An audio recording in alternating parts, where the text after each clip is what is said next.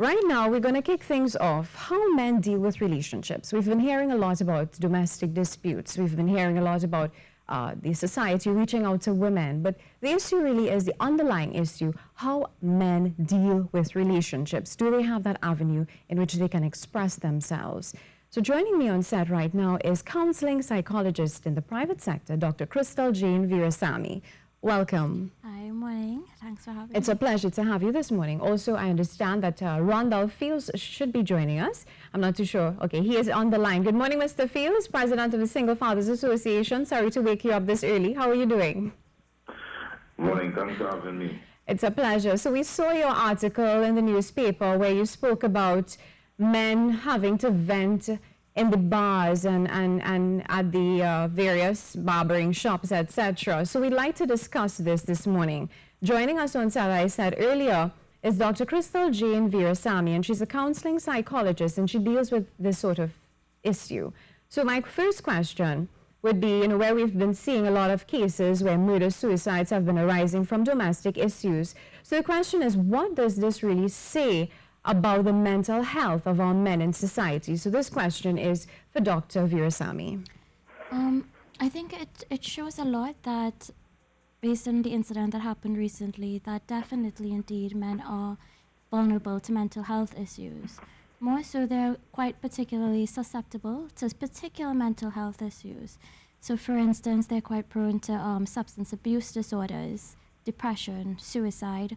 And sometimes it goes a bit undiagnosed, where they're also, their personality disorders, and they're also childhood relational trauma, unresolved issues that hasn't been resolved. Mr. Feeles, how do you feel about those? I mean, we've had a mouthful: substance abuse, depression, personal issues, childhood issues. Are these things that you're aware of? Yes, definitely. And I mean, firstly, even before delving into that, I would say I think we have a greater societal problem where, I mean, as the doctor rightfully highlighted a number of mental health issues that men may be susceptible to. I think society doesn't even recognize that men are susceptible to certain mental health issues. I think we view when men go through mental health issues, people think we're talking about insanity only. Insanity, or it's a madman, so to speak. Whereas we have found, the society has rightfully found appreciation for a lot of mental health issues that a lot of women suffer from, like postpartum depression and stuff like this. I mean, a lot of people don't even appreciate that men suffer from postnatal depression as well, or separation from their children, or some of the other things, mental health issues, and I mean, serious depression, as the doctor would have highlighted. So I think it's also a societal problem as well, where we don't, in other words, understand that men can suffer from various forms of mental health issues that would lead them to do things they may not believe they may have done. It's not always the perspective, or the perspective is always offered up is that it's either a violent man or it's an angry man who's been angry his entire life. But sometimes that is all I was suggesting. It's not always that perspective that should be offered. There should be further investigation into seeing if there was some serious mental health issue, or if men are being pushed into certain scenarios that cause these issues to arise in their life, and really try to get to the root cause, a more proactive approach opposed to the reactive approach that we have right now. That's an excellent point, Mr. Feeles. Krystal, tell me about this particular aspect of it. Is society aware that men are susceptible to these particular ills, or is it that we always say that they're violent and they're just angry? Yeah, I think it manifests itself as anger. So even in my own practice, a lot of times people, when they come for therapy, they ask for anger management. And then when you explore it a lot deeper, you realize that it's a lot more about interpersonal relationships. And sometimes you even notice that it's a lot to do with childhood relational trauma, a lot of unresolved issues from childhood in terms of how they were parented, or if there was abuse in some way. So a lot of men that I've worked with, I'm not saying all, but sometimes there's a history of child sexual abuse, which is something that they don't really talk about, but it manifests itself as anger. That is interesting. Men, and Mr. Feeles, I'll ask you to weigh in on this. We always hear that men have an issue in terms of venting. They're not really open to speaking about issues. Do you think that is true? Of course it is. I mean, we've been bred a particular way.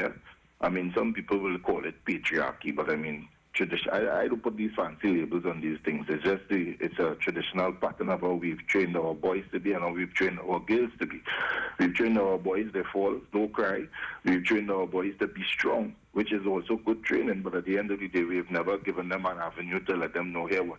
There are times that you're going to have to be sad, you're going to mourn, you're going to be hurting, you're going to have to express, you're going to need help from your partner, you're going to need help from your friends, your colleagues. It's okay if you trust someone to confide in them. I mean, we as women, I mean, traditionally have supported each other, have gone for help, gone for assistance. I've always been able to ask for help without ever being ridiculed, without ever being belittled or ever looked or belittled. So it's also it's traditionally something, and it's culturally something that we've embedded from boyhood into boys, that at the end of the day, you must be strong, you must be a protector, which I say are valuable traits as well. But at the end of the day, we will also teach our boys, don't be violent. But we also never tell them we'll never teach them to look out for violence coming towards them, even from the other gender as well. So I think it's a balancing on both sides. Just as we have learned now that we must also empower women to achieve their fullest capability, because they are just as capable as men in many regards. We now have to change the discourse or change the language that we use when we come to men dealing with emotional situations, men being expressive about things that bother them, men being able to be free to talk, feel free to talk. We have to create the spaces to do it and not ridicule them. I mean, we've seen men do that, and sometimes men, or not even men, sometimes when we've advocated in spaces, lamenting or highlighting issues that some men are emotionally susceptible to, or some men are emotionally affected by. Sometimes we've had government organizations, or we've had other NGOs not even show sympathy for the things we've been lamenting, or not even willing to give up listening or hearing or show compassion towards it. So societally, we have created a place that does not, facilitate or make the space for men to vent and get their issues out. So you just loading cannons all over the place where there's no way, and that's why I said most of the times men find this place when they sit amongst other men, when they are at the bar. Sometimes when they're at the barbershop, primarily though, when they are at the bar. And that is the truth of it. There's no space, there's no area, and that is why I said we, through the European Union funding, was so important for us to inform some collaboration where we could create some alternative, some space with positive alternative message in the communal area, in the communities itself. And Dr. Verasammy, I see you nodding. Yeah, I'm sensing that you're agreeing with what he's saying. I think that Mr. Feeles raised a valid point in the sense that the way how we're socialized, so for instance, the way how men are socialized, they are socialized to take on this traditional masculine gendered role. And a lot of time the question is, okay, well, what is masculinity and what does that mean for a person, more so a man? What does that mean to be masculine? And most times they attribute it to characteristics such as not showing signs of weakness, or not showing a level of vulnerability, or any signs of being feminine is considered bad or not masculine. So if it is, research shows that if men adhere to these socialized masculine gender roles, then they're less likely to seek help. However, if it is that there's less adherence to these masculine roles, they're more likely to seek help. So the question is more about not necessarily if there's avenues for support, but it's more about recognizing, okay, well, what does it mean to seek help? What does it look like to seek help? And who would I be if I was to seek help? What does this mean that I'm a weak person? What does it mean that I'm not masculine enough if I was to ask someone for help? And I think what Mr. Feeles was also raising is that men are raised in a way where expressing emotions is shown as a sign of weakness. And it's really about, that's where parenting programs come in terms of having equality, in terms that everyone is allowed to express their emotions, both men and women. And even when I work with men, sometimes I realize that they don't have an emotional vocabulary. So they can speak about anger, but they may not be able to speak about sadness or hurt or pain or loss.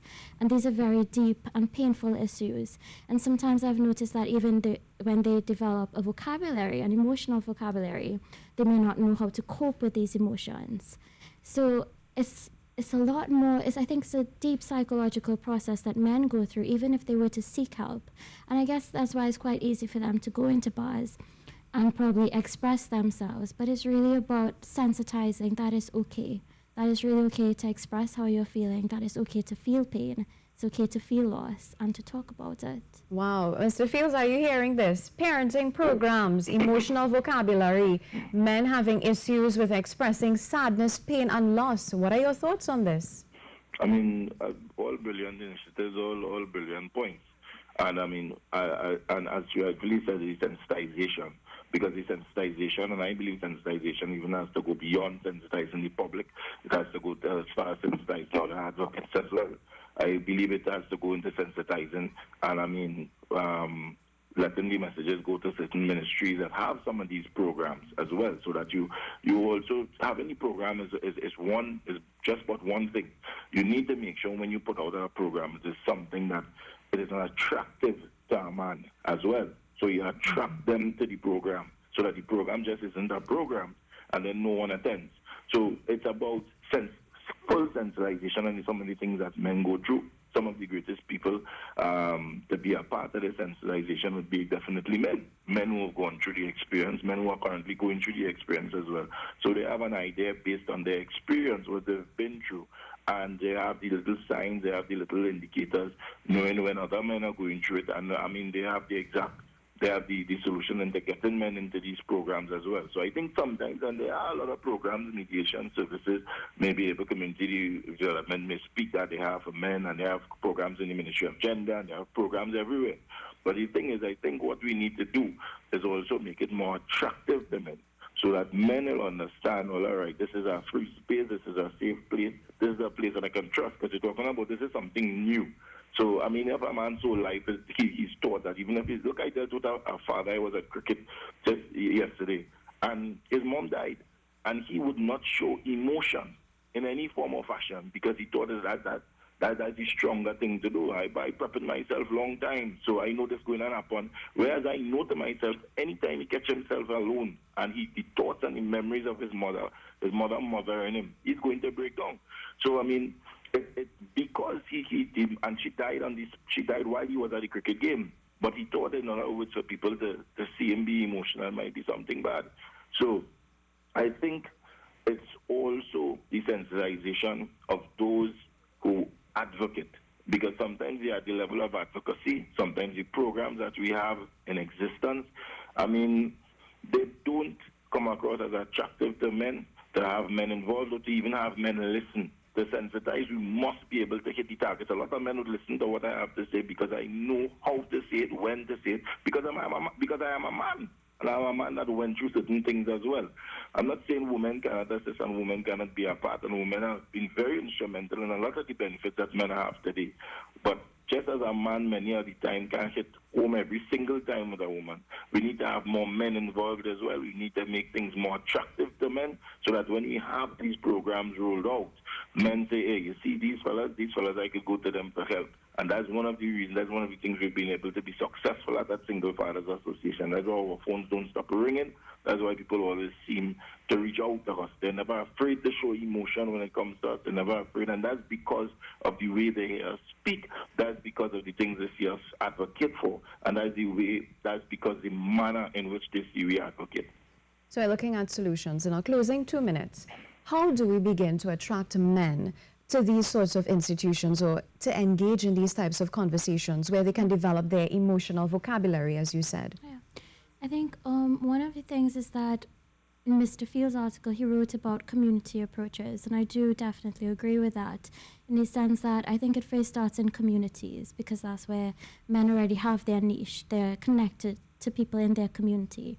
And if it is that you go into communities, for instance, using community-based centers, it's about sensitizing and educating in terms of you through workshops or screening days, clinical presentations, in terms of educating what mental health is and that men could experience mental health. So in a way, it's starting that conversation that men are susceptible to mental health issues, and creating that space where they can begin to talk about it, having support groups. Yeah. Thank you so much, Dr. Verasammy. Your closing comments, Mr. Feeles? I mean, I must say, it's a breath of fresh air. I must commend Dr. Verasammy for the approach she's taken. I mean, she's definitely on the ball, and I am a very critical person. I don't say that all the time. So, I mean, I must encourage men also to get involved as well. People can't just be putting things in place for you. You must, in other words, make yourself available, show that interest. We from the Single Fathers Association definitely will be putting things out there to try to get men more involved, get women involved as well, as we try to really, eliminate violence in the domestic relationship as best as possible. Thank you so much. And even the directors are telling me that we need to bring back Dr. Verasammy. Dr. Verasammy and Mr. Feeles, thank you so much. We really appreciate this discussion.